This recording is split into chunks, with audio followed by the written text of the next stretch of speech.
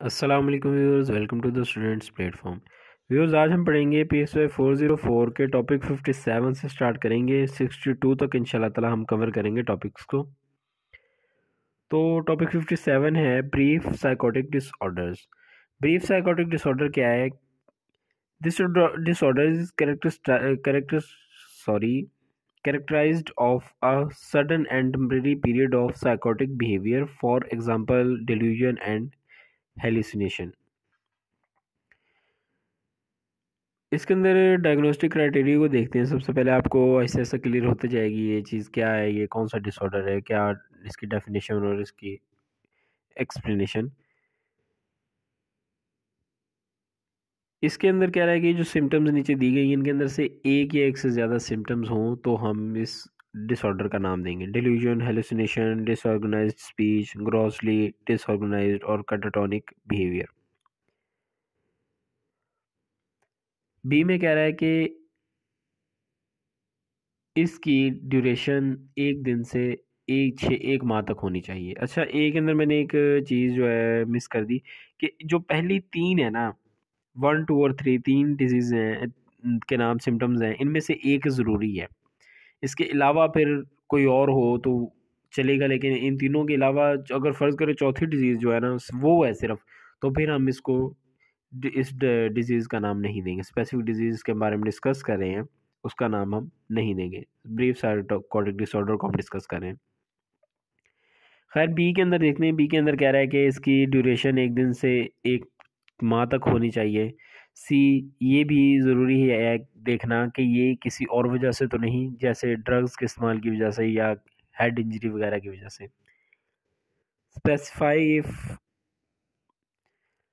ये चीज़ भी स्पेसिफाई करने की ज़रूरत है कि ये कहीं ये बीमारी कहीं किसी स्ट्रेस के नतीजे में पैदा तो नहीं हो रही, कोई घरेलू दबाव जिसकी वजह से के रिएक्शन में ये बीमारी जनरेट हो। स्किप कर दें। टॉपिक 58 देखते हैं, substance medicine induced psychotic disorder. अच्छा व्यूअर्स, आप लोगों को मेरी आवाज़ से लग रहा होगा कि आवाज़ आप लोगों को ठीक नहीं लग रही होगी। मेरी तबीयत ख़राब है, पहले भी मैंने आप लोगों को बताया है, और वैसे भी रात काफ़ी हो चुकी है, तकरीबन 2 बजने वाले हैं, तो इस वजह से भी थोड़ा थक गया हूँ वीडियोस बना के मैं। लेकिन इंशाल्लाह ताला मैं कोशिश करूँगा 1-2 दिन के अंदर मैं PSY 404 का मिड टर्म का सिलेबस इंशाल्लाह ताला कवर कर लूँगा। हर topic 58, substance medicine induced psychotic disorder. This is another major category of psychotic disorder. ये बीमारी मंशियात ड्रग्स के इस्तेमाल की वजह से पैदा होती है। प्रेजेंस ऑफ वन और बोथ ऑफ द फॉलोइंग, मतलब डिल्यूजन भी हो सकती है, हेलुसिनेशन भी हो सकती है, दोनों में से एक भी हो सकती है या दोनों भी एक साथ हो सकती हैं। बी के अंदर कह रहा है कि पर्सन की हिस्ट्री, इसकी psychological, physical examination, laboratory test से भी हमें पता चल जाता है कि बीमारी ड्रग्स की वजह से पैदा होती हुई है। ये भी देखना ज़रूरी है कि पेशेंट को हेलुसिनेशन या डिल्यूशन होने जो होते हैं, ये नशा करने के बाद हुए हैं या फिर विड्रॉल ऑफ ड्रग्स, यानी जब नशा छुड़ाने के लिए इलाज किया जाता है इसके बाद पैदा हुए हैं। आगे कह रहा है कि अगर ड्रग्स जो लिया है इसमें ऐसी खसूसियात नहीं हैं जो हेलुसिनेशन या डिल्यूजन पैदा करें, तो हम इसे सब्सटेंस इंड्यूस्ड डिसऑर्डर का नाम नहीं देंगे।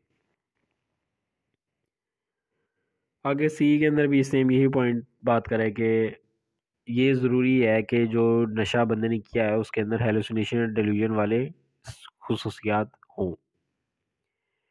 डी में कह रहा है कि this the disturbance does not occur exclusively during the course of delirium. Delirium यानी कि ड्रग्स के इस्तेमाल से शदीद मुतासिर बंदा जो होता है उसको डेलीरियम का शिकार कहते हैं। स्पेसिफायर कह रहा है कि ये देखना ज़रूरी है कि ये बीमारी किस फेज़ में पैदा होती है, सब्सटेंस लेने के बाद या इसको छोड़ने के बाद। Severity, need to check the level of symptoms of hallucination or delusion. It can be done through formal assessment. Topic 59, psychotic disorder due to another medical condition. इसको देखते हैं इसके अंदर क्या कह रहा है। ऐसे डिसऑर्डर जो किसी ड्रग्स की वजह से की बजाय किसी और मेडिकल कंडीशन की वजह से पैदा होते हैं।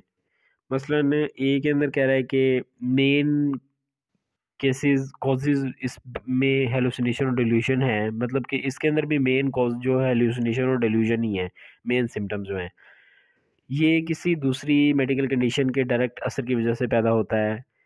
ये सी के अंदर कह रहा है कि not disturbance not better explained by another mental disorder, मतलब किसी और डिसऑर्डर की वजह से नहीं होना चाहिए।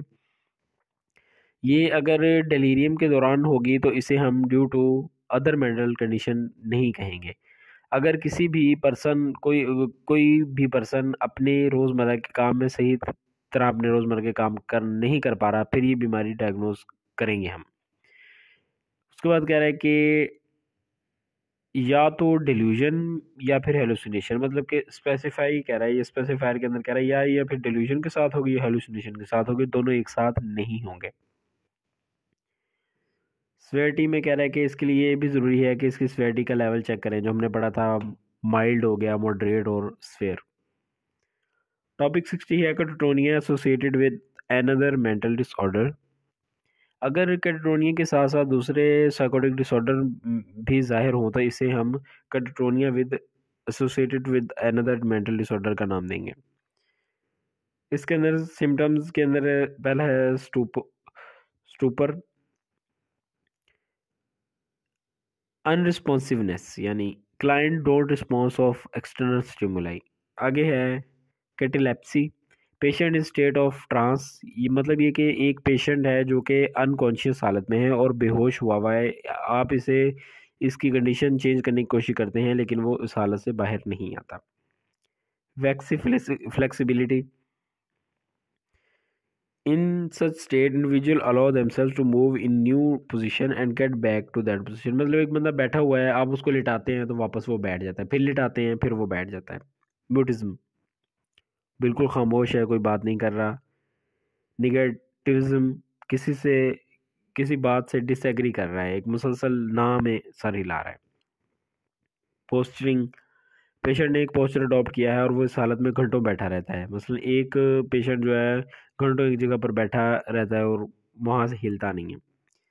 मैनमेरिज्म, to behave in a certain manner and remain that in that position.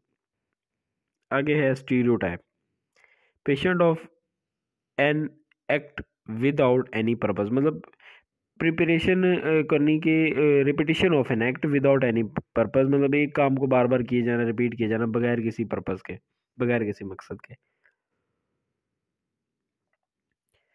आगे है एजिटेशन पढ़ लें इसको। इसमें बंदा बेचैन नजर आता है लेकिन ये बेचैनी किसी आउटर स्टिमुलाई की वजह से नहीं होती, वो इंटरनल स्टिमुलाई की वजह से होती है। ग्रीमेसिंग, फेशियल एक्सप्रेशन लाइक स्माइल, इसमें ऐसा लगता है कि बंदा मुस्कुरा रहा होता है लेकिन ये सिर्फ उसके एक्सप्रेशन होते हैं, इसमें बंदा स्माइल नहीं कर रहा होता। आगे है इकोलेलिया, दूसरे के अल्फाज को दोहराना, और इकोफ्रेक्सिया यानी दूसरे की हरकत को रिपीट करना। यहाँ से सारा मैं ये एक दो टॉपिक स्किप कर रहा हूँ। इसके टॉपिक 61 है, टॉपिक स्किप नहीं कर रहा, टॉपिक का एक पोर्शन मैंने स्किप किया। ये ना हो कि आप समझें मैंने टॉपिक 59 पढ़ा है उसके बाद 60 स्किप कर दिया, 61 स्किप कर दिया, ऐसा नहीं है। अभी हम टॉपिक 60 को ही डिस्कस कर चुके हैं और अभी हम टॉपिक 61 स्टार्ट करने जा रहे हैं। Unspecified schizophrenia spectrum and other psychotic disorders, ये ऐसी बीमारी है जिसमें हम मुख्तलिफ फीचर्स कंडीशंस को देखते हैं लेकिन इन्हें किसी भी स्पेसिफिक कैटेगरी में नहीं स्पेसिफिकली कैटेगराइज नहीं कर पाते, यानी हर साइकोटिक डिसऑर्डर के सिम्टम्स मौजूद हो सकते हैं इसमें लेकिन इसे एक स्पेसिफिक डिसऑर्डर का नाम नहीं दिया जा सकता। जेनेटिक फैक्टर्स इसके अंदर कौन से हैं? Mixture of factors which cause it, ये बीमारी इनहेरिटेड भी हो सकती है, अगर आपके फर्स्ट कजन्स हो गए, सिबलिंग्स हो गए, भाई बहन या फिर पेरेंट्स हैं तो इसके चांसेस बढ़ जाते हैं। इंडिविजुअल आइडेंटिकल ट्विंस में अगर एक में डिसऑर्डर है एक बच्चे में, दूसरा उसका आइडेंटिकल ट्विन है मतलब जुड़वा है उसका, तो उसमें भी इसके चांसेस हो सकते हैं। अगर बायोलॉजिकल पेरेंट जो है उसके असल पेरेंट जिन्होंने उस बच्चे को पैदा किया है इनमें बीमारी है तो उस बच्चे में भी चांसेस बढ़ जाते हैं, चाहे वो बच्चा किसी और ने अडॉप्ट कर लिया और उसकी पैदाइश कहीं और उसको पाला कहीं और है, फिर भी उसके अंदर बीमारी के चांसेस हो सकते हैं। हाई रिस्क स्टडीज़ के अंदर कह रहा है जिन लोगों में ये सारा इन पॉइंट्स के अंदर डिस्कस किया गया है। हाई रिस्क स्टडीज़ यानी जिन लोगों में पैदाइश के दौरान कॉम्प्लिकेशंस आती हैं, इनमें नेगेटिव सिम्टम्स ज़्यादा पाए जाते हैं। ऐसे लोग जिनकी फैमिली में इश्यूज से सेपरेशन ऑफ पेरेंट्स वगैरह, इनमें भी सिम्टम्स ज़्यादा पाए जाते हैं। आगे है topic 62, aetiology of schizophrenia and other psychotic disorders. Schizophrenia के मरीज़ किसी भी किस्म के स्ट्रेस के नतीजे में आम आदमी की निस्बत ज़्यादा रिएक्ट करते हैं।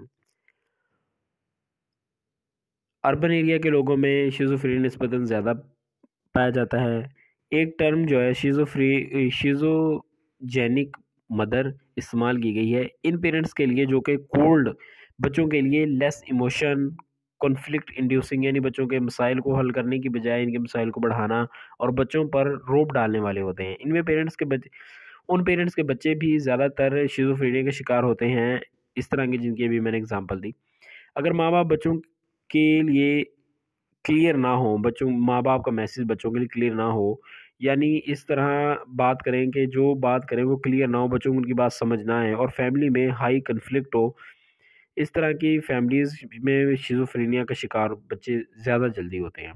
पीपल कैन, इसके अंदर कह रहा है कि इन हाईली एक्सप्रेसिव इमोशन फैमिलीज जहाँ पर बात बात पर एक दूसरे को क्रिटिसाइज किया जाता है, लड़ाई झगड़ा किया जाता है, पीपल कैन डेवलप शिज़ोफ्रेनिया, मतलब इस तरह की फैमिलीज के अंदर शिज़ोफ्रेनिया डेवलप हो सकता है। ये सारे डिसऑर्डर्स, ये सारे सिम्टम्स मैंने आपको बता दी। डेवलपमेंटल फैक्टर्स, इसके अंदर कह रहे हैं retrospective study of persons history background, वो बच्चे जिन्होंने बड़े होकर शिज़ोफ्रेनिया डेवलप किया, इनका आईक्यू लेवल बहुत कम था बचपन में। डेलिक्वेंट, घर के नॉर्म्स और उसूलों के खिलाफ थे बच्चे, या दूसरे लोगों से बहुत कम मिलते जुलते थे। कुछ लड़कों लड़कियों ने बड़े होकर शिज़ोफ्रेनिया डेवलप किया, इनकी हिस्ट्री देखी गई तो पता चला है बचपन में क्लास में इन लड़कों को टीचर्स ने डिसएग्रीएबल, यानी कि किसी चीज़ हर चीज़ से इनकार करने वाले, किसी चीज़ से एग्री ना होने वाले कैटेगराइज किया था, और लड़कियों को पैसिव के तौर पर रेट किया था, मतलब कम को बोलने वाली, कम मिलजुलने वाली। तो इन बच्चों ने बड़े होकर शिज़ोफ्रेनिया डेवलप किया। व्यूअर्स जल्दी मिलते हैं अपने नेक्स्ट टॉपिक्स के साथ, टिल देन टेक केयर, अल्लाह हाफिज़।